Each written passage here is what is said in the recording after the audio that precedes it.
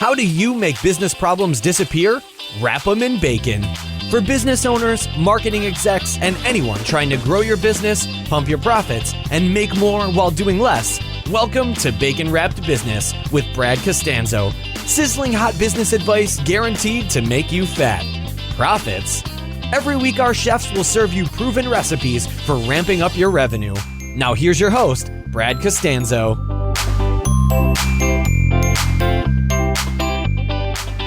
All right, Alex, welcome to the show. How are you? I'm good, Brad. Thanks so much for having me. No, it's great to have you on the show. As I said, you came highly recommended from Josh Felber, a former guest on the show, and some other people I know, and I've seen some of your material out there, and I haven't had a chance to dive in as much as I've wanted to, but as I was researching for the show, I stumbled across, some of the content on your site, and I really want to dive into some of the topics that I find the most interesting, and I think my audience will as well. But, before we dive into like the entrepreneurial personality test and kind of the book marketing strategy that you were alluding to online. And by the way, listeners, you absolutely got to listen to this. This is so cool. I've already heard it, but you got to hear it again. Tell me, the brief backstory on how you got to where you're at right now, because I noticed that you've got a really wide background of success in real estate and a bunch of stuff, as a lot of us do. And it's been a long, twisted road. But I definitely want to touch on that before we get into kind of the sizzling hot stuff. Yeah. So my background's about as varied as any 43-year-old entrepreneur who's done a lot of different stuff. So I grew up in Mexico City and then Southern California. I was always different. I didn't speak the language very well when I moved to California. What was that? Well, you said you didn't speak the language well. Where did you move from? So I was born in Mexico City. Okay, my mom's American. My dad is Lebanese and Mexican. And so I was born in Mexico, moved to the States around 5, struggled with the language, struggled really with school, always knew I was different. And then, over time, as a kid, I started working with my dad when I was very young. He had a business that closed. And at 8 years old, we started working, after the business closed, we started working in like flea markets or swap meets. That's what they're called in Southern California. Mm-hmm. And it was really weird, Brad. I was one of those kids that was awkward everywhere. And in many ways I still am. I always tell people, the difference between when I was a kid and now is that when I was a kid, I was awkward. Now I'm a multimillionaire, so I'm eccentric. Exactly.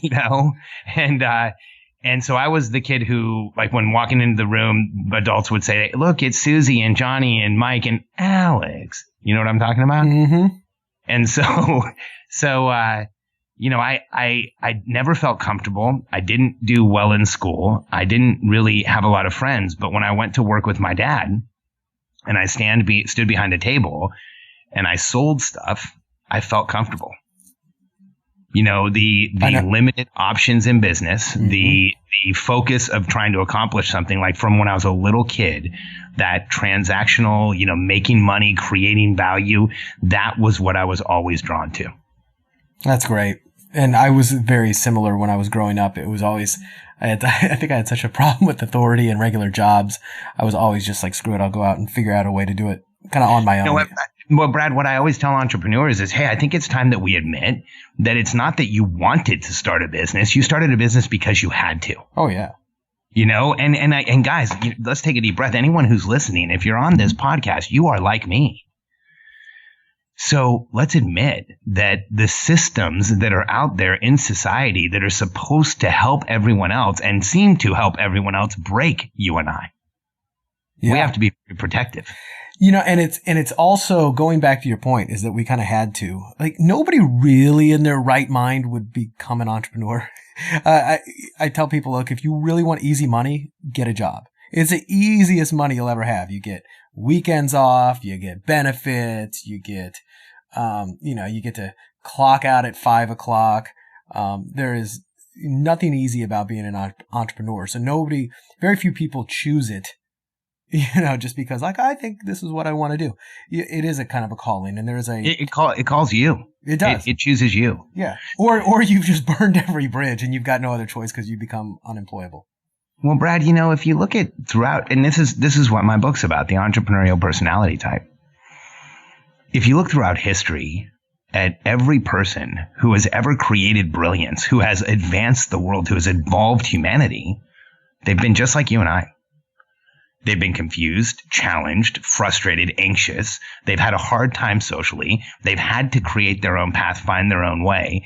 And oftentimes they've been labeled as broken and disordered and disabled. I mean, shit, I carry an ADD, ADHD, Asperger's, and autism diagnosis. Yeah.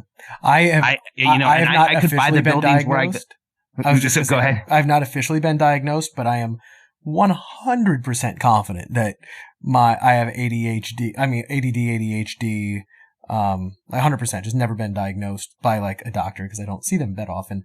But yeah, sorry, go ahead. But yeah. No, and Brad, I was just, what I was going to say is if you look up the symptoms for those diseases, here's what you'll see. Here's what they say. It's people who are restless and driven and myopic and logical and challenged by the status quo and very driven and, somewhat stubborn and will only stick to their guns. And you know what? When I read all of that, here's what I can tell you. I've read the biographies of tens of thousands of successful people. When I was younger, I didn't have friends. I went to the library. I leaned on books. I looked at history. I wanted to figure out how to be successful. I thought I was so broken that I would never be successful. And here's what I can tell you. If you look at the history of every person in history, you remember anyone who matters to be remembered. They were just like us. Yeah.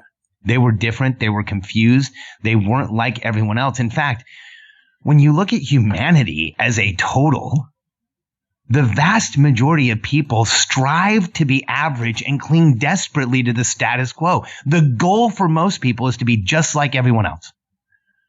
And so when you're one of us who wakes up in the morning and questions everything. And that's the last thing we want to be, yeah. We question everything. Yeah. And so, I think it's time that entrepreneurs stood up and said, hey, average sucks. That's not who we are. And it's okay to be the one who wakes up every morning and wants to go forward. I love that. Have you, by the way, this brings back, I just grabbed this book off my shelf. Have you ever read the book by Garrett Loporto called The Da Vinci Method? I may have. I think so. Well, so this is it. I read this years ago, and it is precisely about this. He says, like on the back of the book, he's like, are you impulsive, risk-taking, distractible, sensation-seeking, insightful, or intuitive? Do you crave risk and excitement, have an addictive personality, rebel against authority, think differently? He goes, yeah, congratulations. The medical profession has diagnosed you as ADHD. What you really are is a Da Vinci, which is, and I love, by the way, just from a marketing side, how he reframes ADHD as something positive. And he talks about, I just remember he talks about a gene that they found. I think I just flipped to it. It's the DRD4 gene. And it has something to do with this trait in people. And it's funny. He goes, there's only about 10% of the population has this gene. And he goes, and it's an interesting coincidence that only about 10% of the population are entrepreneurs. And what's interesting, you can add on top of that. That's original research. And then Peter Thiel, who wrote 0 to 1. Yeah, great book. He's quoted, and I'm paraphrasing, but he recently said something to the effect of, it's more of a statement on society that the majority of people who have the vulnerability to step out and start a business and face society's criticisms are also rumored to have a disorder that makes it so that they don't care. Yeah. Yeah, that's fascinating. And Thiel's on the spectrum, isn't he? Oh, admittedly on the spectrum. And you know what? I'll share some more of my background. When I was younger, I started a couple businesses and was able to sell them. I started as a consultant in the Fortune 500 Global 100 world at 21 years old. My first client was Fuji. My second one, Fuji Media. My second client was SanDisk, and my third client was Fuji Digital. Now, this wasn't your own consulting business, right? Were you working for somebody else, or were you? I was. Okay. So at 21 years old, I opened an office for a company called Fall Organization and became a consultant. Okay. And those were my first three clients. But Brad, it was deep end of the pool day one. Oh yeah, dude. And I don't want to sound like the whiz kid that like knew everything. I got lucky. I was in the right meeting. I had the right background. Once I had the opportunity, I took advantage of it.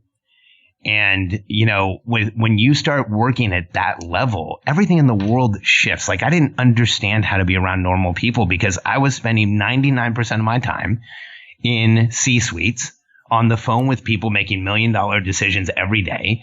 My accounts were places like Home Shopping Network, Office Depot, Office Max, Walmart, Radio Shack. In Latin America, Falabella and Seven and Sanborns. And when you look at, my life was made up of sitting next to someone who was going through the most important meeting of their lives almost every day. Right. That was my normal day. Millions of dollars at stake. Well, and sometimes hundreds of millions. Yeah. And Brad, what you start seeing is this consistency with successful people. We have this double-edged sword, this personality type that what makes us so brilliant is also what challenges us. And when I look at the entrepreneurial personality type, I see what I see in all of my friends that are billionaires. I had this crazy opportunity. I've had a unique life where not only do I know people who have achieved that level of wealth, I've had several of my friends achieve that level of wealth in this lifetime. That's amazing. And here's what you see, Brad. Here's what's wild is that when you watch people move into that world, when you're up close and personal, here's what I can tell you. Every single one of them is brilliant. They rely on people. They have a absolute dedication to those around them. They look for momentum. They think about contribution. They want to change the world. And they are driven in a way that you feel you don't just understand. I can flip the coin and tell you that they're impulsive. They're they have huge tempers. They're anxious. They sometimes get aggressive. They can get hyper. They can talk in tone that makes it so that people around them are uncomfortable. And almost every one of them is dyslexic, and almost every one of them has trouble reading to the point where they don't. Wait, they have trouble reading to the point so that they don't read. They don't read. So they're not avid readers. And some of them listen. Some of them have learned how to read. But a lot of my friends who have achieved that level of wealth do not read anymore because it's so hard for them. And Brad, when we look at this, here's what they do. Here's what I can tell you: they read the same book over and over again. Yeah, that's something that I started to do, and somebody else, a mentor of mine, recommended it. Because I'm a voracious reader. Probably the reason I'm not quite a billionaire yet, right? Because I just read too much. But he's like, no, go back to some of those books and reread them again. Some of the books you loved. He goes, you'll be amazed that it'll be a completely new book the second time, the third time you've read it. And I've started to do that, and it's absolutely true. It changes things. You know what I can tell you about being around those people is that their lives are simple. And that their lives they're comfortable, and they've put up guardrails that the rest of us aren't willing to put up in our lives. And, Anthony Robbins, who I think is just approaching $1 billion in wealth. When I was with him earlier this year, he said, life isn't about what you go out and look for. In life, you get what you tolerate. And for so many of us that are driven the way you and I are, I know and that we, like I said, a lot of the world's systems don't work for the two of us. We've created all of our content, all of our systems, all our frameworks are about teaching guys like you and I to build businesses. But in order to teach better than anyone else, in order to make sure that we ensured success, we had to understand our personality type better than anyone ever has. And when I talk about the EPT, the entrepreneurial personality type, to us, we are a subpopulation. You and I are different from the rest of the world. When we look at society, there's some clear groupings. There's a big group of people in society who take care of other people. Brad, you know those people, right? They do things that drive you and I crazy. Like they like doing things on a daily basis, and they want to do things on a daily basis that you and I simply wouldn't do. Right? Give some examples for the audience. Well, a nurse, or a maintenance person, or a gardener, or they actually, I've had gardeners that love gardening. Yeah. I like to do that once or twice a year when I want to get it out of my system, and then I'm done, And so there's another grouping in society. It's the people who want to keep everything in order, and they like laws and rules and committees and associations, right? How many committees have you volunteered to be on? None. 0. Right. And so that's a clear differentiation of another set of people. And then there's another grouping in society in the human race that like wants to communicate and talk about things and talk about the present, talk about other people, will tell you about everything that's going on. They like things like small talk, right? How often are you really running towards small talk? Yeah, the most small talk I do is my podcast, right? It's like the rest of the time, and I make a business out of it. Well, I was just going to say, so the only small talk you do, you insist on getting paid for, right? And so, but then, so you've got your people who take care of, your people who organize, the people who do the oral communication, and then now let's just think of us as a tribe. What's missing? The tribe gets taken care of, the tribe gets organized, information gets passed around the tribe. The tribe needs to survive, so you need the people who kill shit. Yeah. And when you look at entrepreneurs, you separate us out from everyone else. We are different. We're not governed by the same rules and the same goals and the same desires as the rest of the world. When the rest of the world says things like, I want to be happy, Brad, I'll be honest, I don't think you and I really comprehend what that means. I don't think we're wired for happy. I don't think we're wired for sad. I totally agree with that. And Brad, don't you tell me, how many times has your frustration been mistaken for anger? Oh, yeah, quite a bit. How many times have you communicated trying to get help in frustration and people have treated you as though you just offended them? Mm-hmm. Right? Yeah. And you tell me, how many times in your life have you been told you don't feel right? And Brad, it sounds something like this. Brad, tell me how you're feeling. Brad, why are you being so intense? Brad, don't be so intense. Brad, can you slow down a little bit? Brad, can you speed it up a little bit? Brad, why are you happy yesterday like you were today? Why aren't you upset yesterday like you were today? Do you remember these? Yeah, absolutely. So here's my theory. Guys like you don't understand. Guys like you and I, entrepreneurial personality types, the people in the world that get up every morning looking to move the world forward, change the status quo, improve the status for the tribe. We are hardwired, not for happy or sad. Because maybe you understand the difference between those two. It's like an on-off switch. But what's the difference between happy, sad, frustrated, pissed off, ticked off, confused, upset, and just plain not going to talk to you? There's nothing. Mm-mm. The fact is that for guys like you and I, it is all about one thing. We are physiologically sensitive, momentum-based beings. That's it. You tell me, Brad, does the word momentum trigger you? Oh, absolutely. Big time. It's funny, years ago, back in 2010, because I remember when it happened.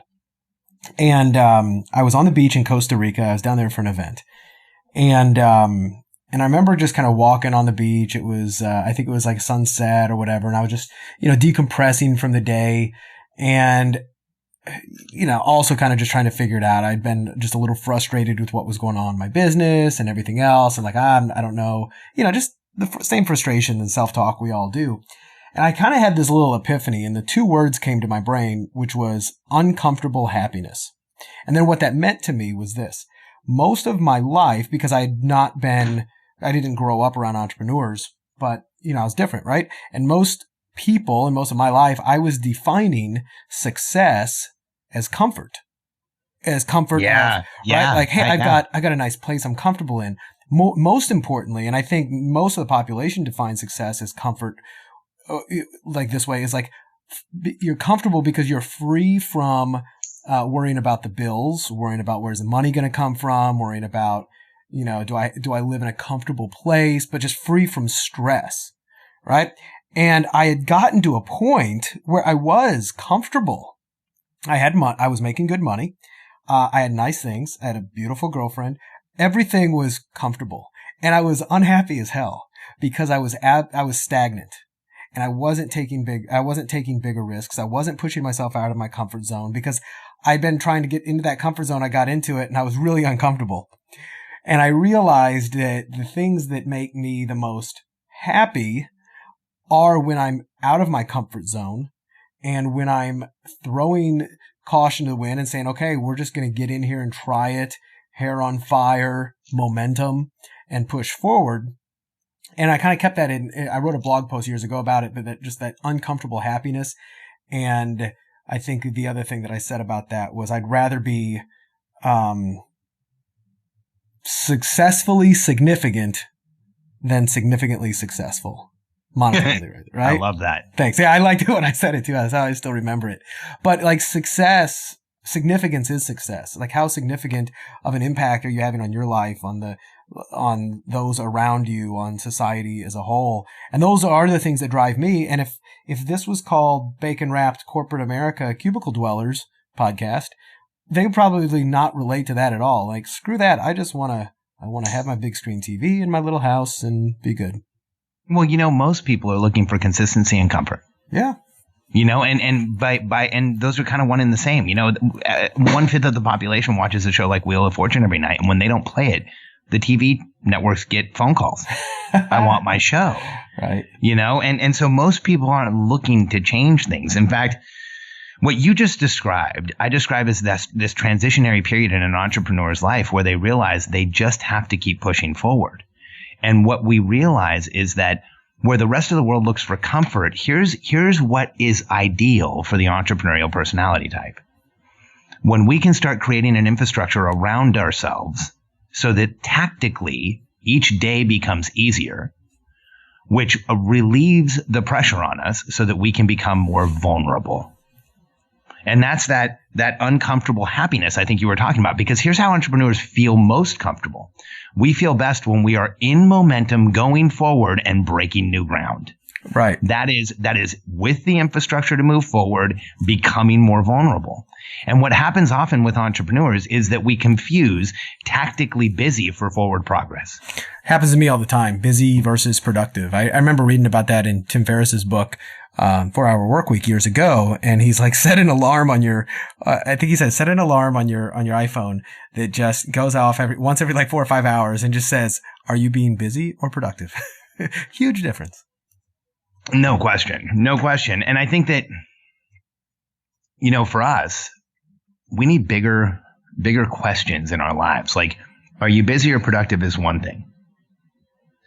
But I want to know from entrepreneurs is this, are you building the infrastructure around yourself for the contribution you plan on making? That's a good one.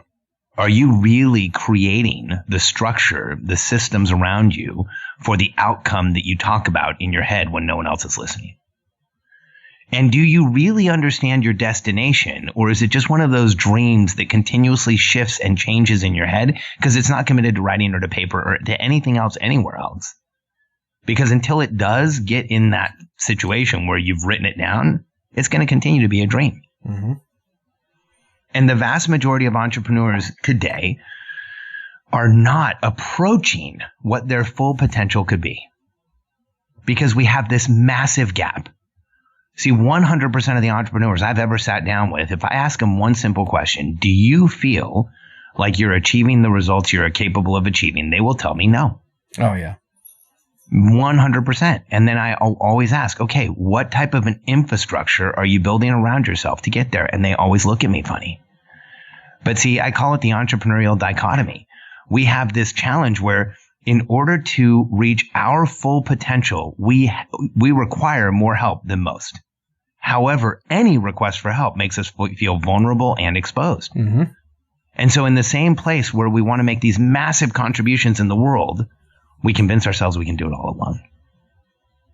Yeah. And you're absolutely right, because especially if you've grown up different and you've had to kind of do it your own way, you were doing it your own way anyway, and there was nobody to help you, and you didn't know, you were just making it up as you went. So you didn't have to reach out for help. Well, Brad, did you feel different? Yeah, absolutely. Do you remember feeling isolated? To a point. I wouldn't say I wouldn't call it isolated. I just remember it. And then as I grew and then I looked at what my friends were doing and the stuff, I was just like, well, that's just not my reality. But I didn't feel like an isolated. I still had a very active social life and I felt like I could blend in with them. But there was always that thing that just said, okay, that's just not for you. And it was funny when I get around, especially now that I've been an entrepreneur for over 10 years. And I get around my friends who have never done that, and they're just still stuck in corporate world. It's really weird how little there is to actually talk about sometimes, it feels like. But you don't feel isolated? I guess that's isolated. It is, isn't it? Isn't it weird how as entrepreneurs we're so constantly optimistic that we don't even admit that we have real feelings like isolation? Yeah. So I want to talk to everyone who's listening, who has feelings similar to what you and I have, Brad. Because here's what we do. And I want everyone listening. If you're listening to this podcast, you're one of us. You're an EPT. And if you're listening, if you take time out of your day to go out and search down something called the Bacon Wrapped Business Podcast with Brad, you know you're already on a different path. And for anyone who's listening, who's ever felt isolated or different or like a party of one, I want you to get in touch with those feelings, because that is confirmation that you are not average and you are meant for greatness. Because people like us have felt isolated and different and confused throughout history. Because here's the fact. Society doesn't want the people who are resolute, driven to move forward, ready to ask questions, and wanting to make things better. They don't want us to hang out together because we scare the shit out of them. That's true. And the fact is this. If you have felt isolated and different, if you felt like a party of one, I've been there. And I want you to remember back into history, in the timeline of the past that you carry around with you, the people who I know are important to you because we all have them. Who were they for you? For me, it was Einstein and Pythagoras and Socrates and Plato. And they called to me. They said, you're okay. When I found out that Einstein couldn't tie his shoes, that made me feel better. Exactly. You know, and for you, who is it? Because here's what I want you to know. Anyone in history that you remember, anyone in history who matters to be remembered, was just like us. They were different and challenged and frustrated and wanted more and pushed themselves and drove themselves, and they were myopic and focused and called obsessive and told to stop and told to sit down. But here is the fact. Throughout history, the people that were most broken, most challenged, most visibly and invisibly broken and could not move forward are exactly those who have always changed the world. Yeah, it's never been changed by somebody who's just status quo. It can't be. Mm-mm. No, and like you said, you're crazy until you're successful, then you're eccentric. Well, for anyone out there who feels like you've never had a club to belong to, I want you to know you're part of the most important club in history. Because it doesn't matter what written history of the world you accept. The only positive source of human evolution throughout history has been the entrepreneurial personality type. The human being who gets up in the morning and says, how do we go over there, cross that bridge, go over the mountain, do something new, change the status quo, and make things better for all of us? That's your club. It's a damn good club. I love it. I love it. So is this part of the kind of the heart and soul of what the book Entrepreneurial Personality Types is about? It is, Brad. I think when you look at the EPT book, it just takes a different view at humanity, because for anybody who's listening, we have the book that I've written is called The Entrepreneurial Personality Type. We did an experiment with it. We did not release it traditionally. We only printed 500 copies. It's I've designated myself the least selling author of all time. We've already gotten on TV a few times. Success Magazine, Inc. Magazine, Entrepreneur Magazine. A lot of people have picked up on it because Wait, what did you call it? The least selling author or the least selling bestseller? Least selling author of all time. Well, see, that can't be true, because there's people who put a book out there and the only person who bought it is their mother. Yeah, no kidding. I would call yourself the least selling bestseller. So the reason that we did it this way is that I wanted to start conversations. Because I think the dialogue about people like us today is incredibly damaging, because society has a deficit-based evaluation structure for human beings where all we ask anymore is, what is wrong with you? Mm-hmm. And what I wanted to present was a counter argument that throughout history, the people who had the biggest challenges, who appeared the most challenged, are exactly who changed the world. So why don't we start asking what is right with human beings? And if you read the book, The Entrepreneurial Personality Type, it'll help you understand yourself better, your kids better, your relationship with your parents better, because we have the same attributes that make us successful are the same attributes that can make us symptomatic of any type of mental disorder, up to and including, let's be honest, our personality type if we feel constrained, if we feel held in place, if we can't see the way out, we'll be symptomatic of all kinds of crap, up to and including suicidal ideation, Brad, and thought and action. Because when we can't move, when we feel like we can't get out of the cubicle, when we can't move forward, when society, or when, you know, the situation around us, the people around us, sometimes even we put ourselves in a place where we can't see a way out, we fall apart. Like, you tell me, Brad, have you been there? Yeah. Did you fall apart physically? Like, how fast did it take for you to get sick? I can't say that I got sick off it or fell apart too physically, but I felt it. Like, I felt the internal stresses and whatnot, but then I shook it off pretty quickly and got back into it. So, but how I know long what were you you mean. So where do you feel like you were constrained? When was it? Oh, back when I had a job, as a financial, I was a consultant it was after I was a financial advisor. And it was very entrepreneurial, right? I ate what I killed. And then the bear market roared a little too loud, and I kind of migrated within the company over to more of an analyst, I guess, an analyst role. And I was constrained, but I was in a very lucky place because I had a very cherry job. Like, I had some restrictions, but I had no supervision. My supervision was in New York, and it allowed me to branch out. And the first thing I did, like within maybe the first 6 months of having this new job with no supervision, was reach out and start another business on the side. Like, I had to. That's what I actually started 2 or 3, because some of them failed and whatnot, but that was my outlet. And I was lucky. Now, had I had the inability to do that, I would have gone crazy. Well, let's talk to the people who didn't have that easy out, because most entrepreneurs I know have been through long periods of constraint. Oh, yeah. You know, yeah, typically they're provided by school, or they find them in other places, in relationships. And for most of us, we've gone through the periods where there's this 3 processes of breakdown. Like, when you're constrained as an entrepreneur, you know, we're driven by momentum. When we're in momentum, when things are going forward, that's when entrepreneurs feel alive.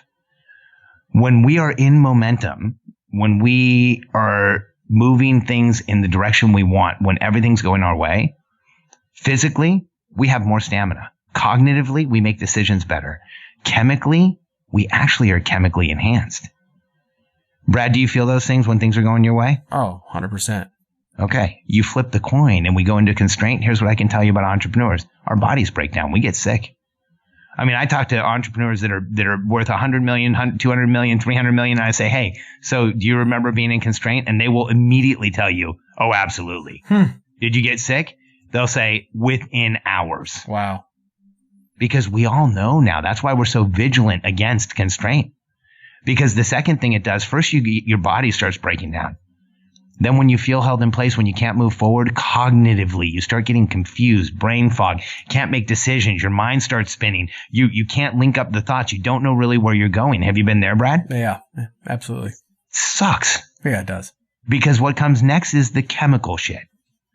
Because it makes you feel depressed and slow and confused and agitated. And people ask you a question, you respond in a way where later you think, why did I even do that?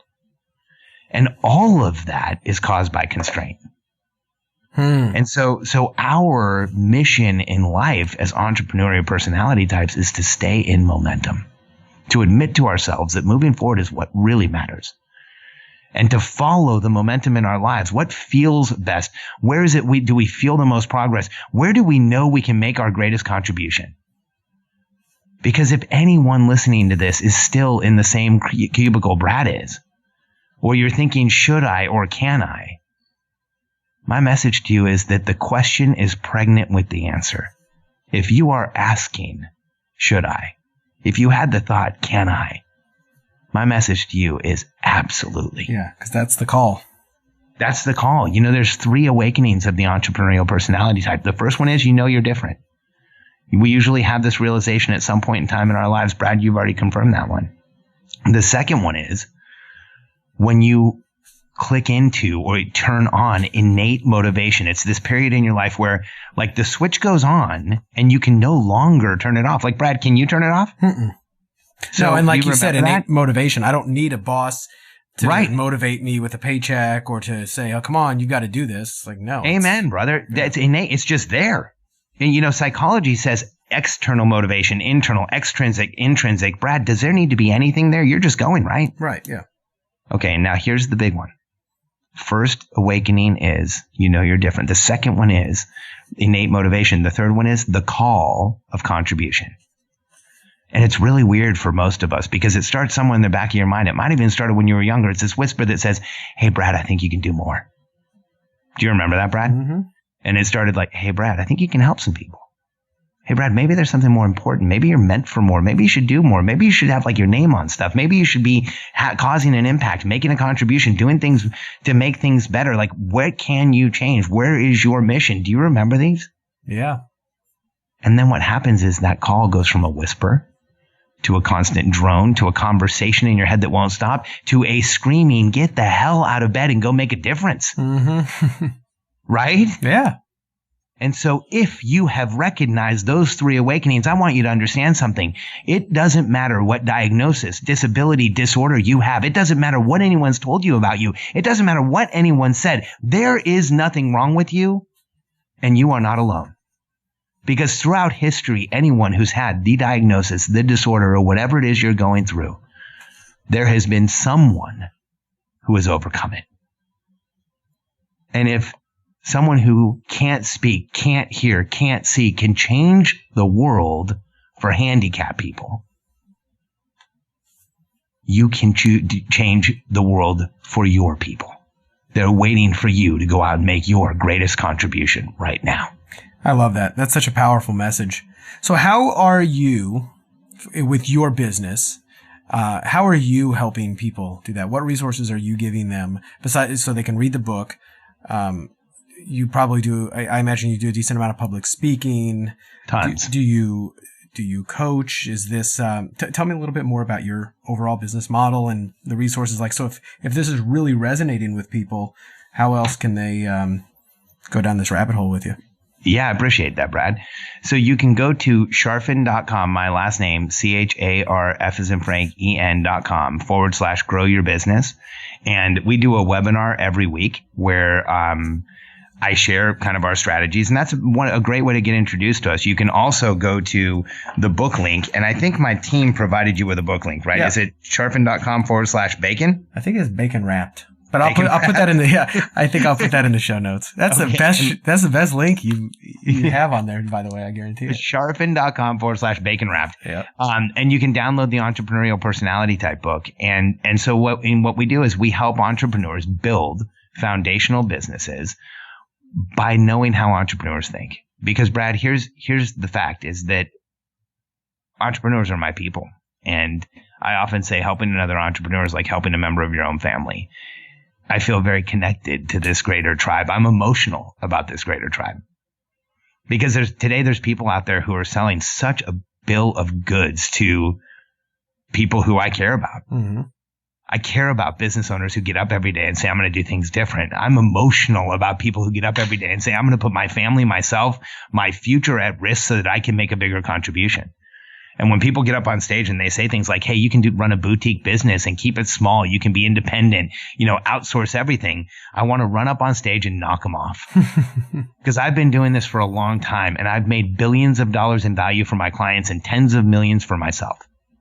And you can't do it alone. Yeah.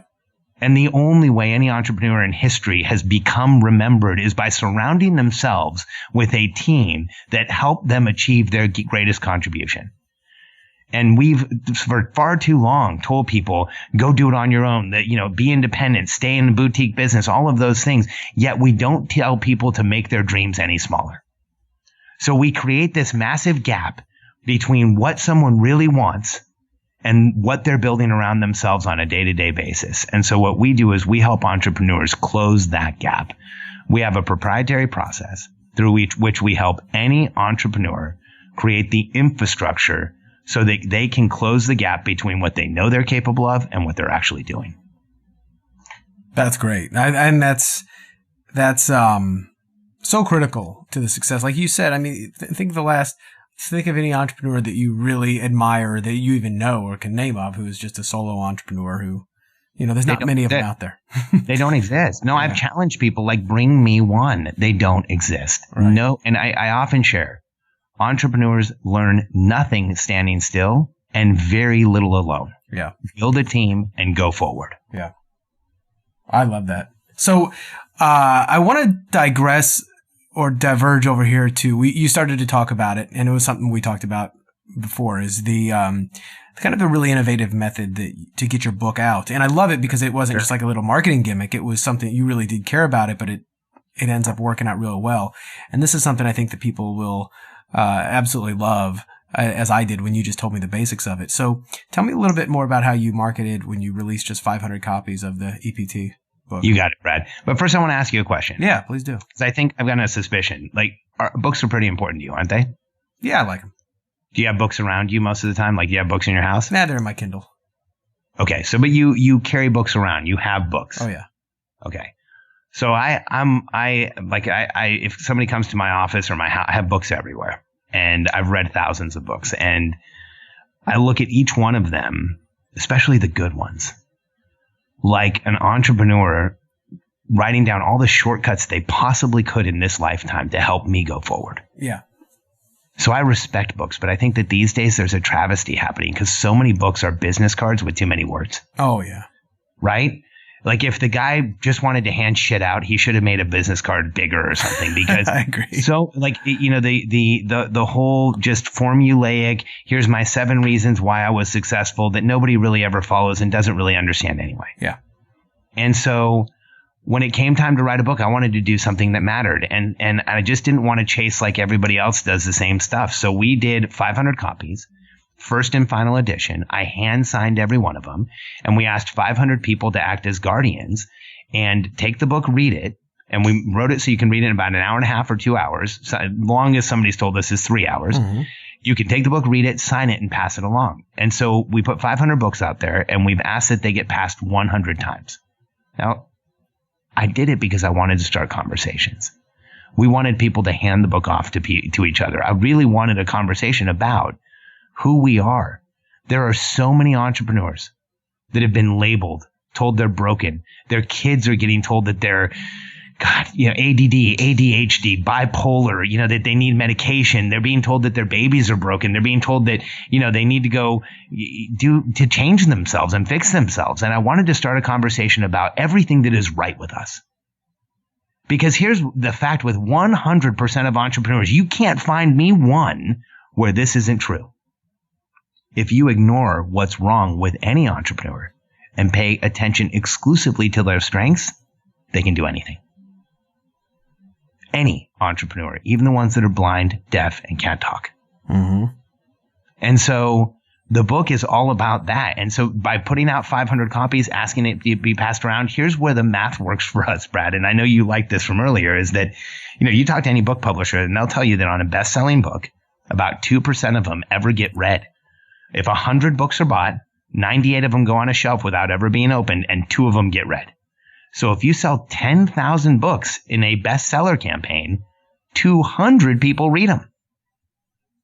So here's what we've done. We've put out 500. So far, 469 or 471, something like that, have been shipped out. Mm-hmm. And already, just in the momentum we've had in the past year, we've had over 4,000 people read the book.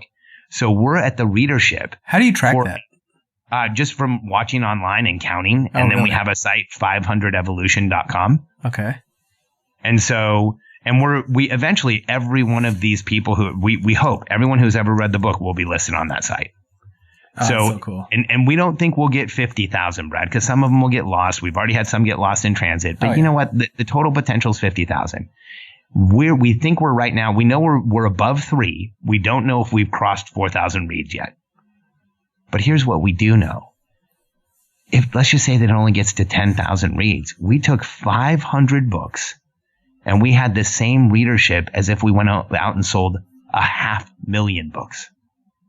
That is leverage. That's how I like to do stuff. And that really changes things. I love it. I love what you're doing. That's a really, really unique and innovative strategy to this. And it's not about, like you said, it's not just a business card, and it's not even just about, hey, how many people can I get this in the hands of, as far as like buying it, doing a bestseller campaign, which, dude, I've published 8 best-selling books for clients. So I've been through that. Like, I was the person who punched a bunch of these things out.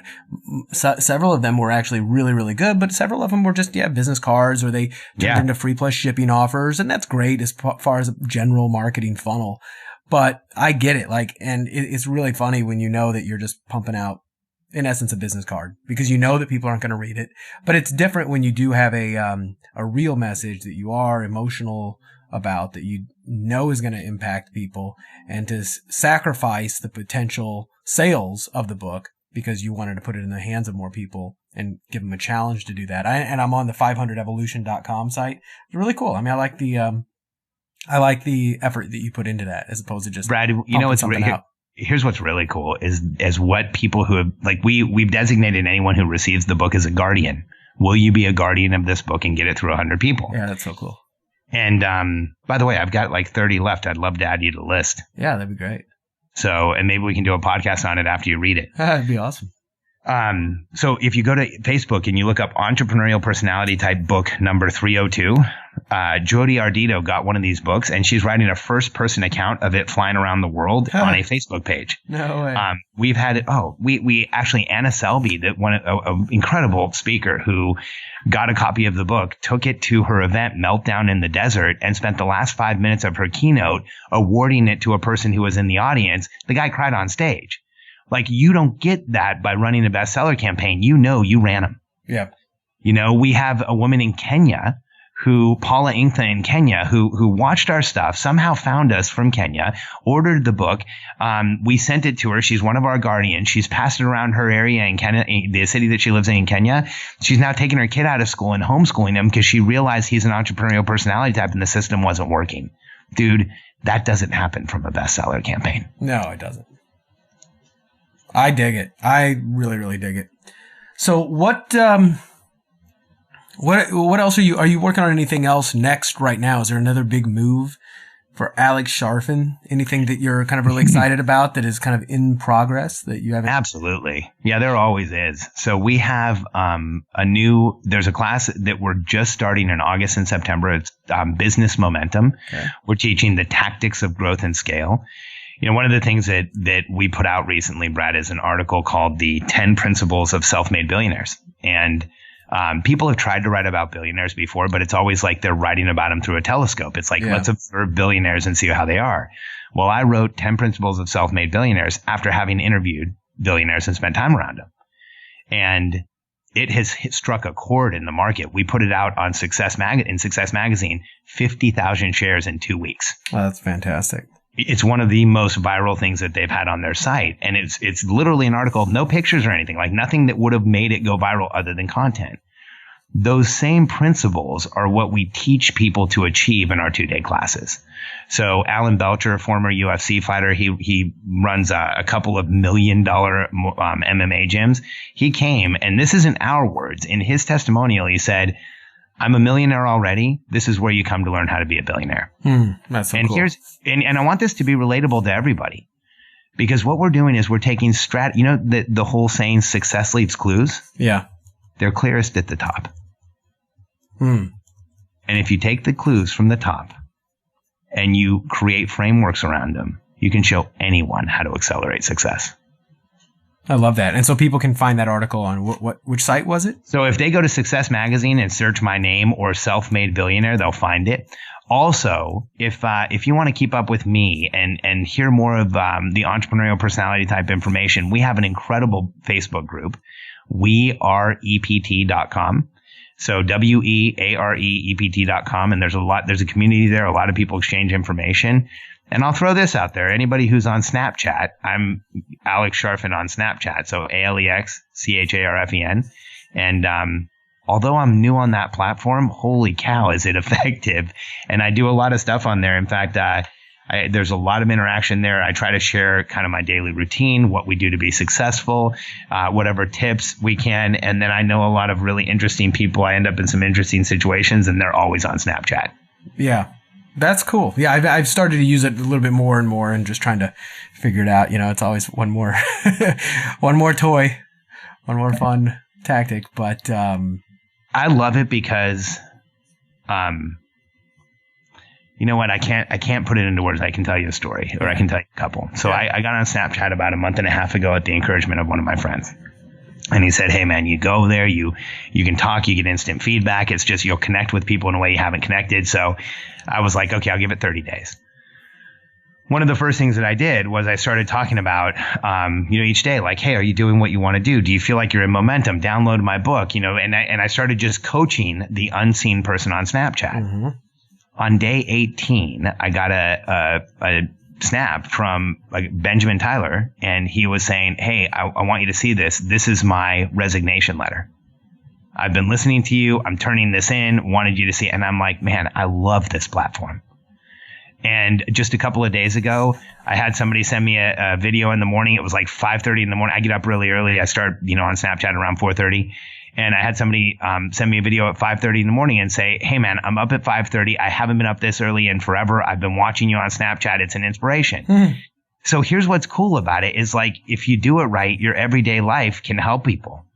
And so I'm really into the platform. The engagement level there is just awesome. And people are really into it. That's so cool. So you do get a lot of people responding to your snaps individually? Constantly. That's yeah. Cool. Yeah. I just got one. So, nice. Yeah. As we're talking. That's so cool. Yeah. Are there any other trends that you kind of see in the marketplace that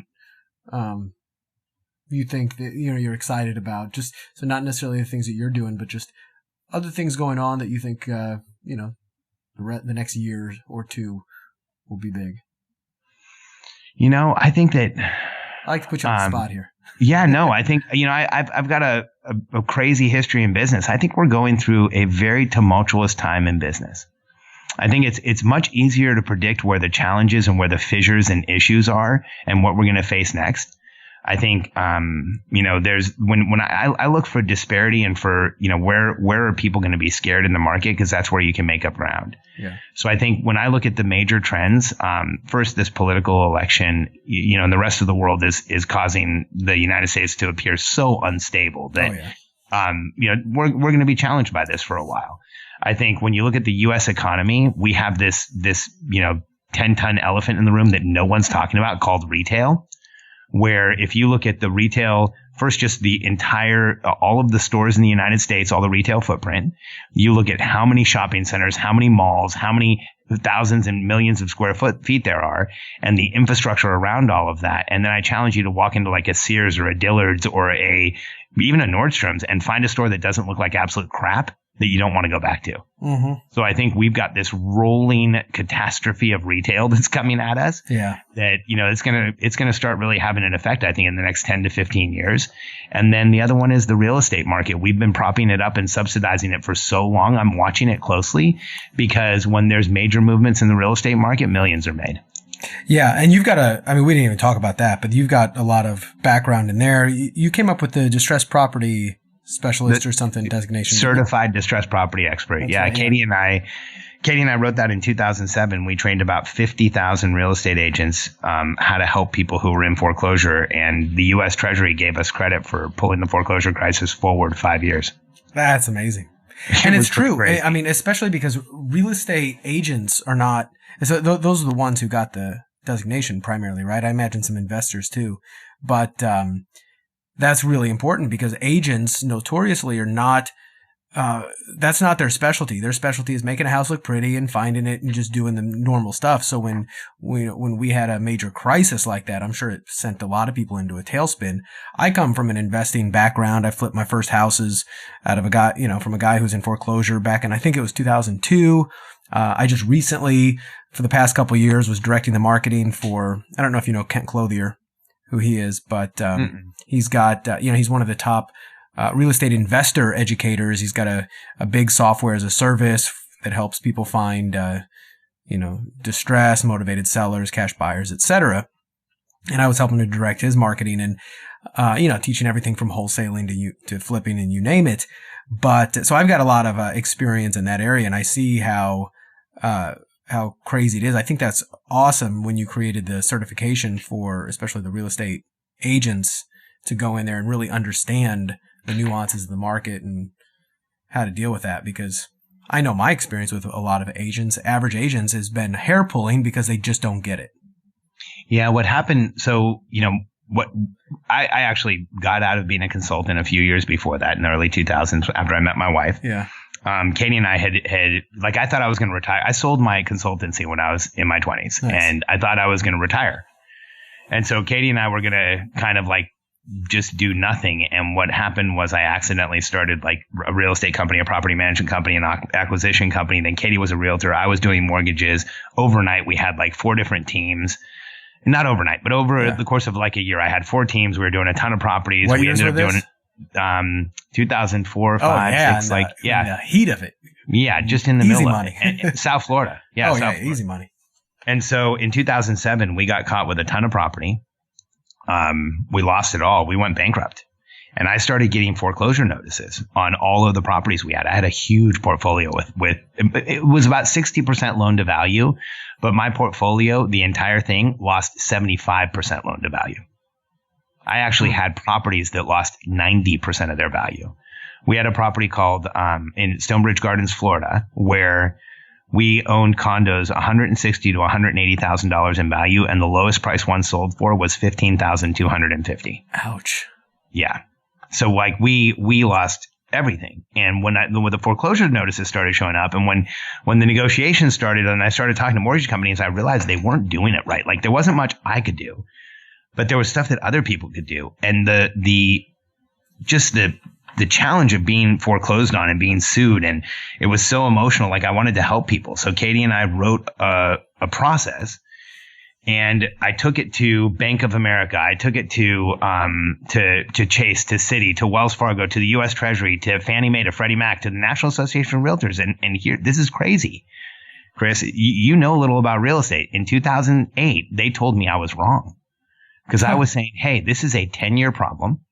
I was saying there are more defaults than we understand. This is going to be a massive crisis. This is going to take out every state in the country. And they were calling me like Chicken Little. And this is right before the bottom fell out. Totally. And I was called uncredible. I was like criticized because it was localized to Florida at that point. But I had actually gone and looked at all of the mortgages that had been written. And I realized Florida was the first place we had written a lot of adjustable rate and a lot of ARMs.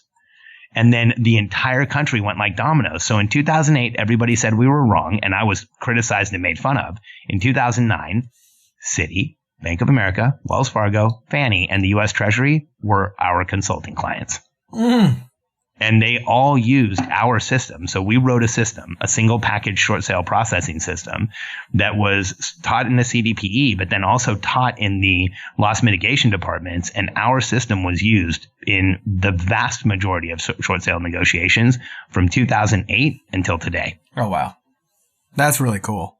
I love that. So real estate, back to the current trends, you're seeing real estate starting to face more of a...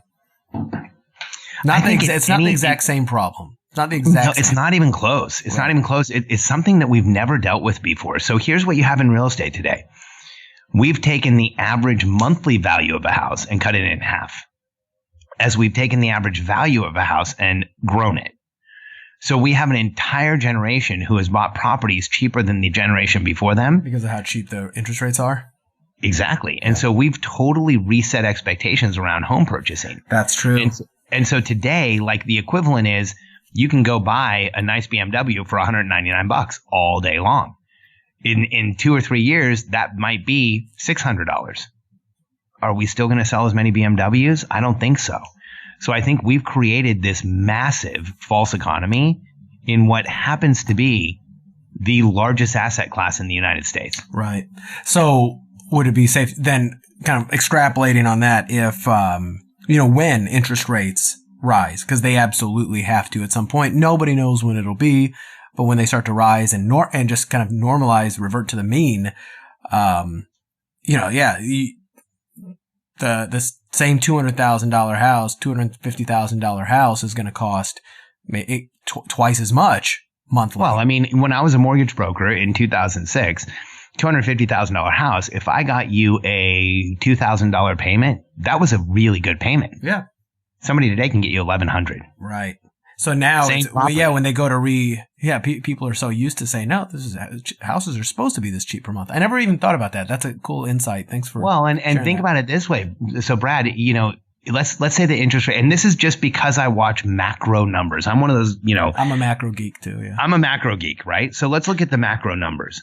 So we've been fortifying and putting money into interest rates for years now.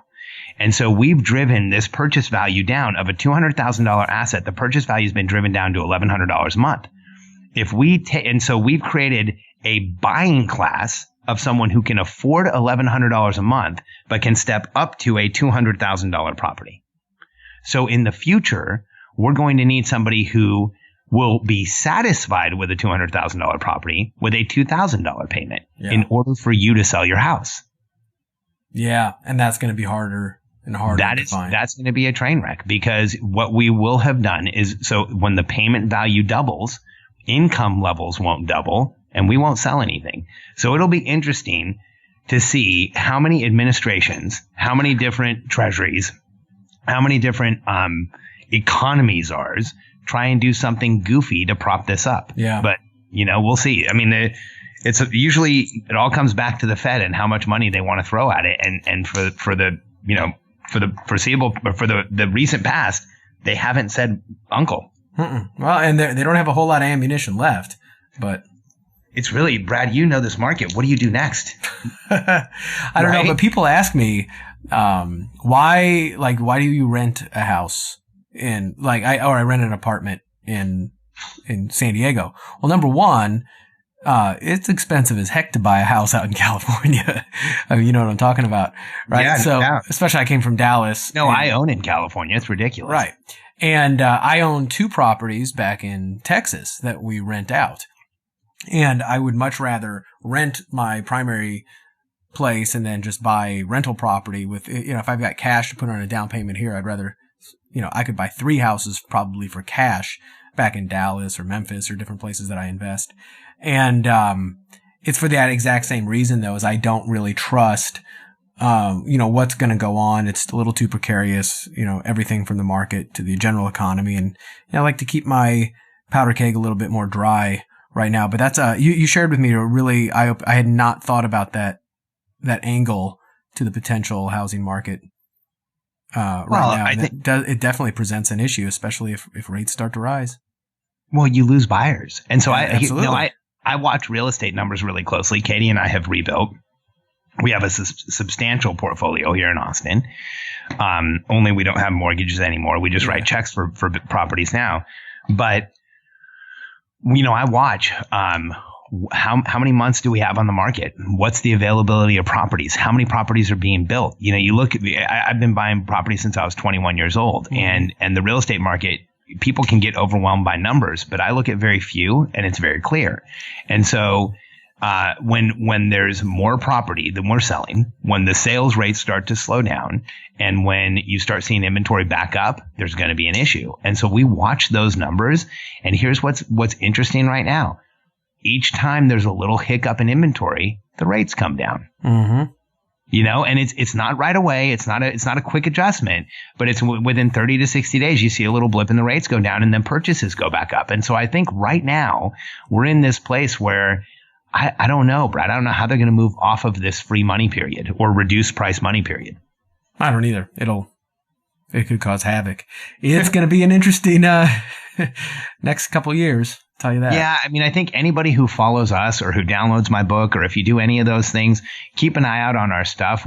Just because we have such a high level of research expertise and contacts in real estate, we're probably going to start putting out a once a month real estate update through our website. And if that's something that's interests you, look it up. We have a huge membership in real estate that we're going to just support that way. And I think a lot of business people and investors will want to see the same. Yeah. I think that's great.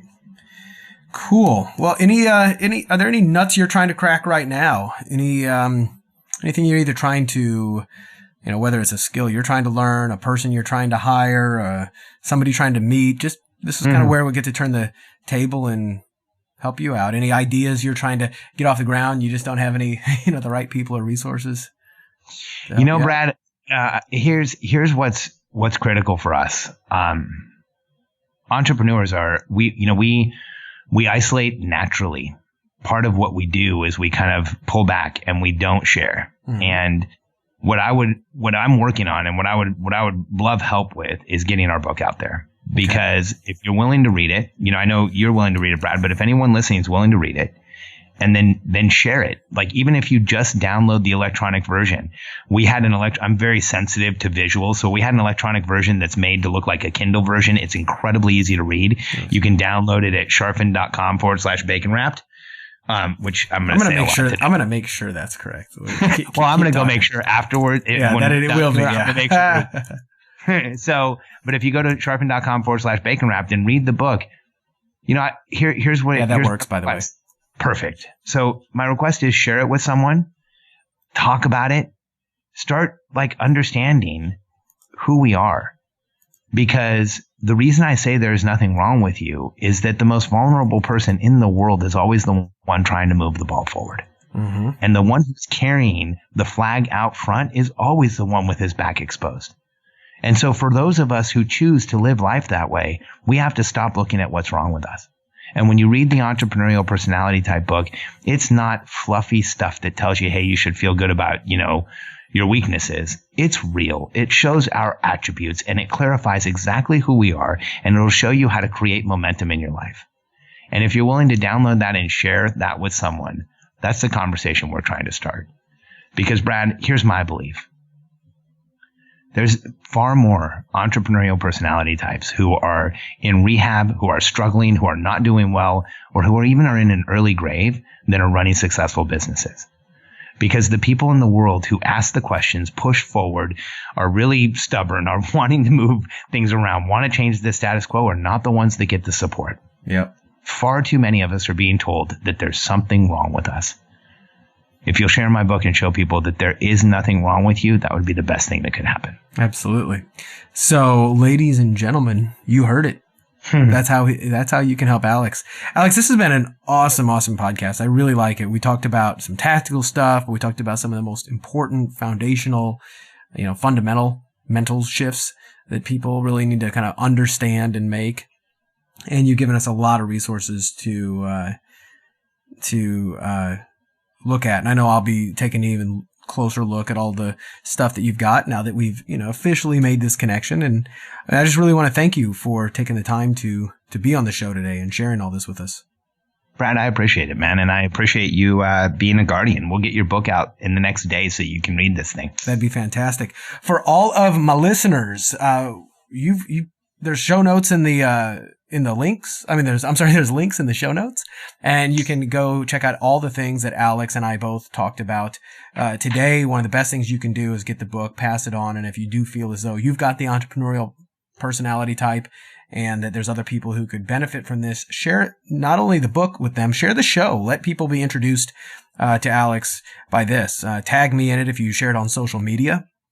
And if there's any hurdles that you're trying to leap over, if there's anything that you're kind of stuck with, reach out to me personally. Send an email to askbrad@baconwrappedbusiness.com. If you are a business owner and your profits have plateaued and you're looking for a second opinion on how to kind of get those unstuck, this is what I do. Podcasting is not what I do for a living. What I do for a living is help business owners get unstuck, grow their business using very unique, out of the box, but completely proven strategies to help you grow your business. And there's nothing that I like more than working with the same people that we've been talking about today on the show. And if there's any way that I can be of service to you, the best way to reach me is, once more, askbrad@baconwrappedbusiness.com. And if you just love what we do and want to share that, you can always leave a review on iTunes, because that's that's just like candy for me. I love that. I read every single one of them. And I appreciate everybody for listening, for sharing the show. And Alex, I appreciate your time on the show today. And I look forward to getting a physical copy of that book and reading it and passing it on. Yeah, you're going to need somebody to pass it to. So maybe if any of the listeners want to read the physical copy, they can email you. Absolutely. Yeah. Email me. First one to email me that they want the book. Ask Brad at Bacon Wrap Business. You got it. So nice. We'll see the action takers out there. Yeah, I love that. You can create a little